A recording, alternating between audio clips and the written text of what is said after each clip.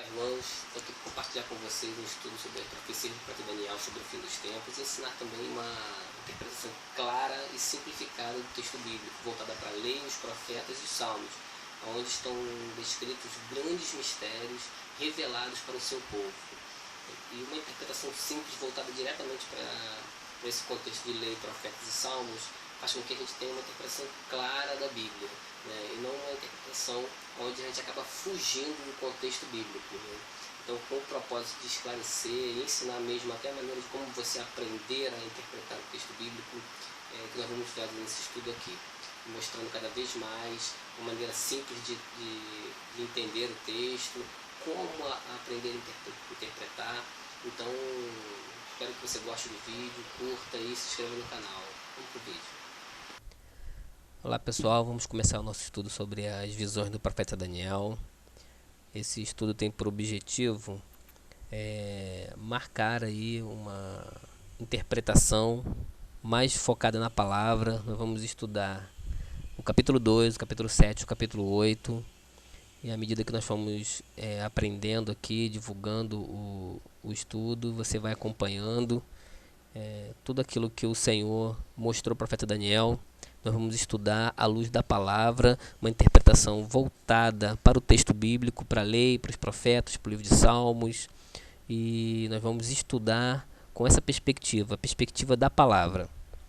Os textos bases para o estudo é o capítulo 2, o capítulo 7 e o capítulo 8. Vou deixar aqui rapidamente o texto para você acompanhar, mas não vou deixar muito tempo, porque você vai acompanhar esse texto em casa. É necessário que você estude em casa. E esses são os capítulos que nós vamos ler com calma, ok? E vamos fazer uma análise dessa revelação do profeta Daniel, que tem muito a ver com o Apocalipse, né? São os estudos dos últimos dias e também ao longo da história da humanidade, a partir do momento em que Daniel teve a revelação, e a gente vai conseguir compreender melhor.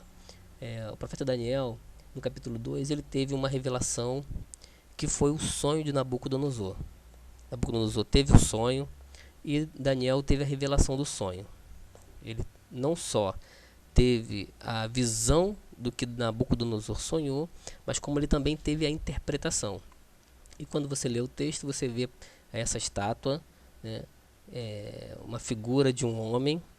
Tudo nessa estátua, tudo nessa visão tem um propósito de esclarecimento. Essa visão é uma visão que é a chave para você conseguir compreender todas as revelações que Daniel teve e também para compreender o Apocalipse.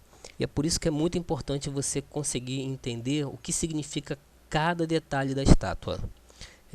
A cabeça, o peito e braços, o ventre e as coxas, as duas pernas de ferro, os pés de ferro e barro misturado e os 10 dedos, o que significa aquela pedra cortada sem o auxílio de mãos, que esmiuçou a estátua batendo nos pés da estátua. Então toda essa visão tem um simbolismo. Esse simbolismo você tem que compreender de uma forma para que você não tenha uma interpretação fora do texto bíblico, ou seja, fora da lei, dos profetas, salmos e tudo o que você consegue entender dentro do texto, a interpretação dentro da própria palavra. A gente não pode deixar de fugir da palavra, entendeu? Então é isso que a gente está focando aqui, fazendo agora, para entender o que significa, certo? Então você consegue compreender que do que está mostrando a estátua, que é uma escala de valores. Se você não compreender que é uma escala de valores, você não vai conseguir interpretar o texto. Agora, em que se revela que é essa escala de valores? Nós temos um entendimento que há uma escala de valores de governo e religião. Por quê? Porque o texto aponta claramente para isso. Em Daniel capítulo 2, verso 39 e 40, onde está escrito lá que depois de ti se levantará outro reino, e tem ali o termo-chave, que é inferior ao teu. Então, isso já demonstra que é uma escala de valores decrescente. E aí você tem essa compreensão claramente, né, nos metais que estão colocados na estátua, né? E também lembrando que o formato de homem da estátua também é uma chave de entendimento da profecia. Você não pode descartar nada do que o texto está colocando. Nada. Não está ali por acaso. Daniel não escreveu, não foi revelado a ele por acaso. Não é coincidência, um formato, um material. Não é nada de coincidência. Tudo tem um propósito nessa estátua. Então, desde o material até o formato dela. Então, quando você vê no texto inferior ao teu, você já está dizendo que é uma escala de valores. Ele já está informando que é uma escala de valores. Ou seja, a cabeça é Babilônia. Daniel revela isso claramente. E você vai acompanhando ao longo da história. Tem que também conhecer a história. Se você não conhece a história, não estudou história, você também não vai compreender. Se você não tiver essa compreensão, esse entendimento de que você precisa estudar a história, você não vai conseguir compreender. Então, há uma escala de valores e você consegue entender isso logo no primeiro momento do verso 39, onde ele diz que é inferior ao teu.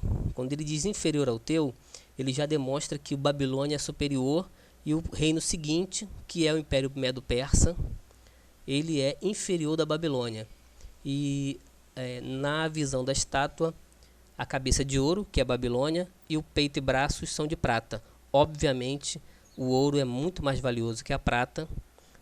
E também, na sequência, ele já diz que um terceiro reino de bronze. Ora, se o segundo reino é inferior ao reino da Babilônia e ele é de prata, obviamente que o reino seguinte, o terceiro reino, ele é de bronze, ele é inferior ao segundo. E vem nessa escala decrescente, é uma escala decrescente de valores.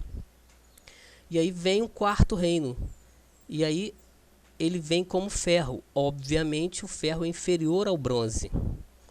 Então há uma escala decrescente, sem sombra de dúvida. E aí você pode estar se perguntando por que está ali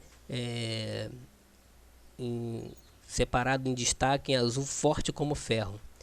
Por quê? Porque essa escala decrescente, ela não é só decrescente. Ela não é só uma escala decrescente. E aí é nesse ponto que 50% das interpretações acabam sendo tendo a partir daí um erro, né? A partir daí um equívoco de interpretação. Começam a fugir um pouco daquilo que a Bíblia está colocando. Isso a gente vai ver.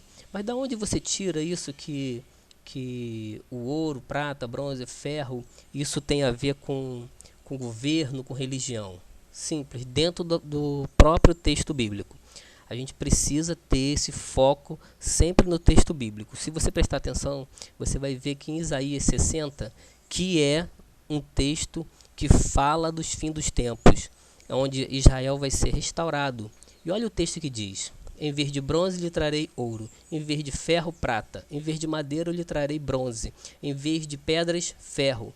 Farei da paz o seu dominador, da justiça o seu governo. Obviamente que está usando, você consegue reconhecer algum material? Ouro, prata, bronze, ferro, tudo isso ligado dentro de um contexto onde há justiça e governo, dominação, justiça e governo. Obviamente que está se explicando dentro do próprio texto que esses materiais estão ligados a governo e religião. Agora, onde está a religião? Dominador, justiça e governo. Se você ainda não entendeu que farei da paz o seu dominador, da justiça o seu governador, se você não entendeu que esses materiais estão ligados a governo e religião, vamos ler mais um texto bíblico que se encontra lá em Salmos, né, como a gente sempre está falando. Lei, profeta e Salmos. Né? Aos ídolos deles são prata e ouro, obras das mãos dos homens. Então você consegue entender que ouro, prata está ligado à religião. A gente pode até em outro momento fazer um estudo mais aprofundado sobre o que significa o ouro, a prata, né? Porque está muito ligado à idolatria e está muito ligado à divindade. Né? Você tem aí a Arca da Aliança, que era feita de ouro, o bezerro de ouro, que foi feito lá no livro de Êxodo, onde logo após Deus dá a lei, eles estavam adorando um bezerro de ouro. Então o ouro, a prata são ligados à idolatria. Então, e também a divindade, justiça, né? como a prata purificada 7 vezes, né? Então você tem toda essa ligação com metais preciosos, com divindade, justiça, governo. Esse texto de Isaías é muito claro. Tem outros textos, mas assim, a gente não tem muito tempo para falar, para estudar sobre isso. E eu quero seguir adiante para que você também faça sua pesquisa, para que você aprenda a interpretar o texto. Também nosso propósito é fazer você entender e aprender a interpretar o texto. Que a interpretação ela não pode ser feita de qualquer maneira, ela tem que ser utilizada dentro da palavra. Então você interpreta os materiais usados na estátua dentro da palavra. Você não pode buscar uma interpretação fora do contexto bíblico. Então é por isso que a gente está aqui colocando isso para você. Então, voltando para a escala de valores, é uma escala decrescente, obviamente é uma escala decrescente, mas no próprio texto, em Daniel 2, 39 e 40, a gente tem ali o forte como ferro. E aí é onde muitos se enganam na interpretação, achando que é uma escala decrescente apenas. É uma escala decrescente em governo e religião, onde o governo vai de mal a pior. Nós estamos vendo aí isso hoje. Essa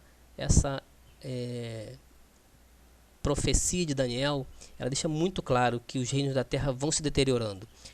Essa profecia, essa visão, ela é de todos os reinos da terra a partir de Babilônia. Mas antes existiu o Egito e a Síria. Então a gente tem aí reinos anteriores, que a gente mais para frente vai falar sobre eles, continuando o estudo. E essa escala de valores, ela se reverte, ou seja, ela passa a ser uma escala crescente. Quando entra o quarto reino, isso se mostra que a escala ela começa a inverter, ela deixa de ser apenas uma escala de valores decrescente para ser uma escala de valores crescente. Mas em que aspecto você está dizendo isso? Então, assim, eu estou dizendo isso pelo seguinte: a gente entende que há uma escala crescente em economia e poder militar. Por quê? Porque quando você olha o texto, forte como ferro, e o ferro esmiuça e quebra. Como o ferro quebra todas as coisas, ele quebrantará e esmiuçará. Então, assim, você tem dois aspectos. Existem muito mais aspectos que a gente pode analisar sobre o ferro e sobre essa escala. Mas, assim, eu separei aqui só apenas dois, para que você possa compreender juntamente comigo. E depois você, obviamente, você vai aprofundar o estudo e você vai acrescentar algo ao seu estudo da profecia. E há uma inversão clara. Quando você vê o ferro, quando ele fala que é forte como ferro, como o profeta Daniel deixa muito claro que é forte como ferro, ele aponta para uma escala de crescimento, onde o ouro ele é mais frágil que a prata. A prata é mais resistente que o ouro. O bronze é mais resistente que a prata. E o ferro é muito mais resistente que o bronze. Então a gente vem para uma escala crescente de economia e poder militar. Mas da onde você pode tirar isso? Ora, meu irmão, você pode entender que o ouro, prata e bronze era a moeda corrente dos impérios da terra. Nós tivemos aí em 1971 o fim do lastro do ouro na economia. Fim do lastro do ouro em 1971, onde todo o dinheiro de uma nação era pareado com o que ela possuía em ouro. Depois de 1971, acabou isso. Você não tem mais o lastro do ouro. Quem entende um pouquinho de economia sabe do que eu estou falando. Então, se você não entende, dá uma pesquisadinha, porque nosso propósito é fazer com que você estude mesmo, fazer com que você aprenda e aprenda a interpretar. Essa profecia de Daniel ela é uma profecia para os nossos tempos. Por quê? Porque Daniel estava lá em Babilônia, ele estava ainda na era da cabeça. E nós já estamos numa era muito mais avançada de Daniel. Então, essa profecia é para os nossos tempos. Daniel teve a profecia selada, mas João teve lá os livros abertos dos selos, ou seja, nós temos essa profecia, nós temos que estudar essa profecia. Não pense que você não precisa estudar, não seja enganado com que você precisa estudar, você tem que ler o texto, mas você pode fazer o estudo e aprender sobre a profecia. Então você entende que o ouro, prata e bronze dominou a economia, era a moeda corrente, ouro, prata e bronze, daqueles impérios, né? Inclusive o Império Romano utilizava muito ouro, prata e bronze, moedas de ouro, moedas de prata, moedas de bronze. Então você pode compreender que a economia ela tem um crescimento, e a gente vai falar sobre isso, do crescimento econômico, nos outros estudos. Eu vou deixar isso porque é muito profundo, tem mais coisas para falar, eu vou deixar isso para outro estudo.